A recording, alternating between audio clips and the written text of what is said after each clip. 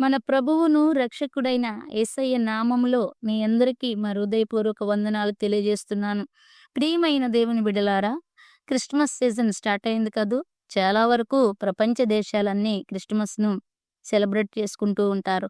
Christmas అనగా క్రీస్తును ఆరాధించుట అని అర్థము. అందుకే లూకా సువార్త 2 అధ్యాయం 14 వచనంలో సర్వోన్నతమైన స్థలములలో దేవునికి మహిమయు, ఆయనకిష్టులైన మనుషులకు భూమి మీద సమాధానము అని దేవునికి స్తోత్రం చేశారు. దేవునికి మహిమ తెచ్చే విషయములో, ఆరాధన చేసే విషయములో నీకు ఆతృత ఉంటే, దేవుడు నిన్ను దీవించే విషయంలో కూడా ఆతృతను చూపిస్తాడు. అంత మాత్రమే కాదు, యేసయ్య పుట్టుక అందరికీ ఒక శుభవర్తమానం. ప్రభుదూత మరియను, యోసేపును దర్శించి, లోకరక్షకుడు కన్య మరియ గర్భమున పరిశుద్ధాత్మ ద్వారా పుట్టబోతున్నాడని చెప్పినప్పుడు, ప్రదానము చేయబడి టెస్టింగ్ పీరియడ్‌లో ఉన్నప్పటికీ శక్తికి మించిన దేవుని కార్యం కొరకు ఇద్దరూ తెగించారు. ఈ భూలోకంలో పరలోకం యొక్క దైవ కార్యము కోసం తెగించే సత్తా నీకు, నాకు ఉండాలి. ఆ రోజుల్లో మెస్సయ్య నా గర్భాన జన్మించాలి అని కన్యకలెందరో ఎదురు చూసేవారట. అయితే ఆ కృప మరియకు దక్కింది. మరియ పరిశుద్ధాత్మ ద్వారా గర్భం ధరించి ధరించినప్పుడు ఆమె చాలా పరీక్షకు, పరిశోధనకు నిలబడి సాహసం చేయడానికి ఇష్టపడి ప్రభువైన యేసుక్రీస్తుకు జన్మనివ్వగలిగింది. ఇప్పుడున్న పరిస్థితుల్లో దేవుని పరీక్షకు గాని, పరిశోధనకు గాని నిలబడకుండా, సాహసం చేయకుండా, గొప్ప గొప్ప తో నన్ను నింపు ప్రభువా అని కోరుకుంటున్న నేటి క్రైస్తవంలో నీవు నేను ఉన్నామేమో పరీక్షించుకోవాలి. మరియకు దైవకృప దక్కినప్పుడు మరియ లోకములో నన్ను అందరూ ఏమనుకుంటారు అని ఆలోచించగా దేవుని కొరకు నిలబడింది. దేవుడిచ్చిన అవకాశం సద్వినియోగపరుచుకుంది. మరి ఈరోజు నిన్ను దర్శించి ఆయన పని కొరకు ఎన్నో అవకాశాలు ఇస్తుంటే మరి ఎలాగా ఉపయోగించుకుంటున్నావో లేదో పరీక్షించుకోవాలి.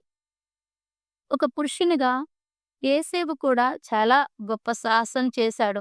యేసేపు కూడా చాలా గొప్ప సాహసం చేశాడు. తన బ్యాక్‌గ్రౌండ్ పరిస్థితులు ఎలా ఉన్నా దేవుడు తన జీవితంను వాడుకోవడానికి అవకాశం ఇచ్చాడు. వారిద్దరి ద్వారా శుభవర్తమానం ఈరోజు మన వరకు వచ్చింది. అలాగే గొర్రెల కాపర్లు కూడా దూత వర్తమానం ఇచ్చినప్పుడు వినడం నేర్చుకున్నారు. శాస్త్రులు, హేరోదు రాజు క్రీస్తు పుట్టిన ప్లేసు 2 విషయాలు తెలిసినప్పటికీ కూడా వాళ్ళు వెళ్ళలేదు. గొర్రెల కాపరులు వెళ్ళారు. ఈరోజు క్రైస్తవులం అని చెప్పుకుంటూ బైబిల్ చదివే తీరిక లేని క్రిస్టియన్స్ లేకపోలేదు. వచ్చిన ఆ శుభవర్తమానమును గొర్రెల కాపరులు ప్రచురపరిచారు. యేసయ్యను గూర్చిన హడావుడి నీకుంటే దేవుని సువార్తను ప్రజలకు పరచడానికి నువ్వేమాత్రము కూడా ఆలస్యము చేయవు. దేవుని సువార్తను ప్రజలు బయలుపరచకపోయినా, దేవుని మహిమపరచకపోయినా సాతానుకు జయము వస్తుంది. చాలా సార్లు దేవుని గూర్చి వింటాం కానీ స్పందించం. ఏదో క్యాజువల్‌గా, ఆచార ప్రకారంగా, నామకార్థంగా ఆ రోజుని పండగగా జరుపుకుంటాం గానీ, దేవుడు మన హృదయంలో జన్మించాలనేటువంటి ఒక ఆశ గాని, తృష్ణ గాని మనం కలిగి ఉండము. యేసయ్య నా హృదయంలో జన్మించి యుగయుగాలు నాతో ఉండాలి అనే చిన్న ఆశ కలిగి ఉంటే ఎంతో ఆశీర్వాదకరంగా మనకు ఉంటుంది. ఇంతకీ క్రిస్మస్ ద్వారా యేసయ్య సమస్త మానవాళికి ఇచ్చిన గిఫ్ట్ ఏంటో తెలుసా? అదేనండి రక్షణ. మనం బర్త్‌డే పార్టీకి వెళుతూ గిఫ్ట్స్ తీసుకువెళుతూ ఉంటాం. ఆ birthday boy or girl return gift ఇస్తూ ఉంటారు. అలాగే యేసయ్య మనకిచ్చిన గిఫ్ట్ దేవుడు 400 సంవత్సరాలు మాట్లాడుకున్నది లేదు. దైవ ప్రత్యక్షత లేదు. లోకమంతా చీకటి, దైవ ఉగ్రత, శాపము. 400 సంవత్సరాల మధ్య ఉన్న కాలాన్ని డార్క్ పీరియడ్ అని లేదా చీకటి యుగము అని పిలుస్తారు. ఈ చీకటి తొలగించి సాతాను బంధకాలను మగ్గిపోతున్నటువంటి ప్రజలను విడిపించుటకు దేవుడే నరవతారిగా భూమిపైకి వచ్చి తండ్రిని, మనల్ని కలిపే గొప్ప గిఫ్ట్ ఇచ్చాడు. ప్రభువైన యేసయ్య ద్వారా తండ్రితో మాట్లాడే అవకాశం కల్పించాడు. లోకరక్షకుడైన యేసయ్య అలాగే ప్రవచనాల నెరవేర్పు జరిగింది. ఈ లోకరక్షకుడైన యేసయ్య మంచి అవకాశాన్ని మనకి కల్పించి ప్రవచనాలను నెరవేర్చాడు. అందుకే యెషయా గ్రంథం 9 అధ్యాయం 2 వచనంలో చీకటిలో నడుచు జనులు గొప్ప వెలుగును చూచుచున్నారు. మరణ ఛాయ గల దేశ నివాసుల మీద వెలుగు ప్రకాశించును. చీకటిలో నడుచుచున్న మన మీద ఆయన వెలుగు పడటం ఊహించని ఆశ్చర్యకరమైనటువంటి బహుమానం. అర్హత లేని మన కొరకు దేవుడు అట్లాంటి బహుమానాన్ని ఇచ్చాడు. అలాగే మీకొక విషయం, మన యెషయా గ్రంథకర్త మరి రాజదర్బార్‌లో మరి ఉండటం అనేది చాలా ప్రాముఖ్యమైనటువంటి విషయం. యెషయా రాజదర్బార్‌లో ప్రవేశించగలిగినటువంటి వ్యక్తి, బాగా చదువుకున్న వ్యక్తి. ఉత్తర దేశం యొక్క పతనమును కళ్ళారా చూసినటువంటి వ్యక్తి యెషయా. ఈ లోకరాజుల పాలన కళ్ళారా చూసిన వ్యక్తి మన యెషయా. అయితే దేవుడు యెషయాకు పరలోక దర్శనం అందించి, పరలోక రాజ్య పాలనలో యేసయ్య ప్రత్యక్షతను కూడా అందించాడు. అందుకే యెషయా గ్రంథములో 9వ అధ్యాయం 6వ వచనములో ఈ రీతిగా మాట్లాడతాడు. ఏలయనగా మనకు శిశువు పుట్టెను, మనకు కుమారుడు అనుగ్రహింపబడెను. ఆయన భుజము మీద రాజ్యభారముండినను. అతడు ఆశ్చర్యకరుడు, ఆలోచనకర్త, సమాధానకర్తయగు అధిపతి అని అతనికి పేరు పెట్టబడెను అని రాయబడినది. దేవుడు తన పాలనలో ఉగ్రతను తప్పించి శాంతి సమాధానాలతో మరి భూమి మీద తన రాజ్యాన్ని ఏలుతాడు అని పలికాడు. దేవుడు నా కోసం ఎవ్వరు ఇవ్వలేని గిఫ్ట్ ఇచ్చాడు.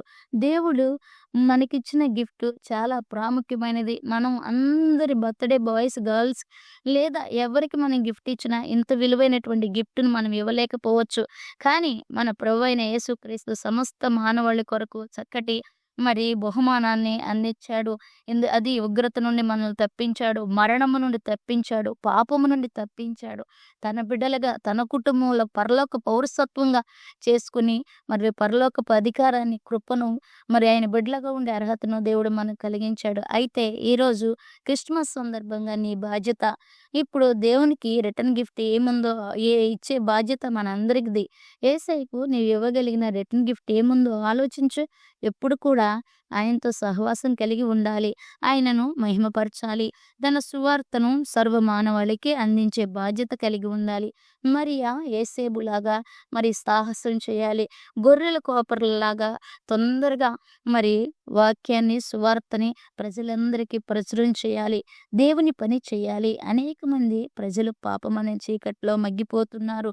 ఇంకా అబద్ధ బోధలలో కొందరు, మోక్షం కోసం అనేక ప్రయత్నాలు చేస్తున్న వారు మరికొందరు. వీరందరికీ రక్షణ మార్గం ప్రచురించగలగాలి. యేసయ్య వీళ్ళ హృదయములో జన్మించేటట్లు ప్రార్థించాలి, ప్రయత్నం చేయాలి.